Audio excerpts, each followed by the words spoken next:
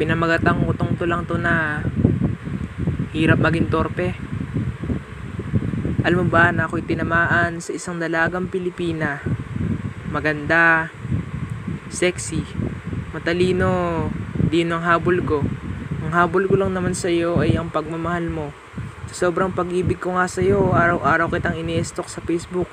Alam mo yun, yung parang akong isang baliw na ikaw ang daily routine.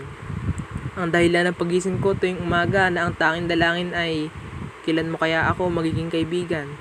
Kailan kaya tayo magkakakilala na kahit sa panaginip ko na nagkakakilala tayo, wala pa rin. Kahit sulitin ko man ang oras na magkasama tayong dalawa, wala pa din kasi alam kong may katapusan din ito. Higising pa din ako. Kahit sa eskwela, wala pa rin. Para kang presidente, ang hirap mong abutin. Ang alaban ko ba naman ay ang aking hiya na nagsisilbing gwardya na nakapalibot sa iyo. Sa bagay, sino ba naman ako para abutin ng isang kagaya mo?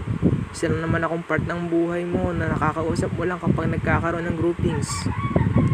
Sa mga oras na yon, sobra-sobra ang aking pagkagalak na miski yakagin ako ng aking mga tropa na maglaro ng victory, hindi pa din ako. Dahil alam ko, yun lang ang time ko na magkakasama tayo. Bawat halakhak niya, labis akong nagagalak. Biruin mo yun, simpleng joke ko lang, napapasaya ko ang isang taong importante sa buhay ko. Kaya, minabuti ko na lang na hindi maging close sa'yo.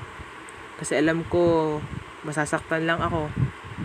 Kaya siguro nga, kailangan ko na to itigil. Kasi parang totoo na nagiging mahal kita. Siguro mas mabuting pangarapin na lang kita para may inspirasyon ako sa lahat ng aking problema. Ang hirap talaga na maging torpe na kagaya ko. Hindi ko magawa ang gusto ko, gaya na lang ng pag-amin ko sa'yo. Saan kaya kumukuha ng lukas sa ibang tao? Ba't kaya may love? Sana manid na lang ako para di ako nasasaktan ng ganito. Thank you for watching, guys. I hope you like my videos. Subscribe.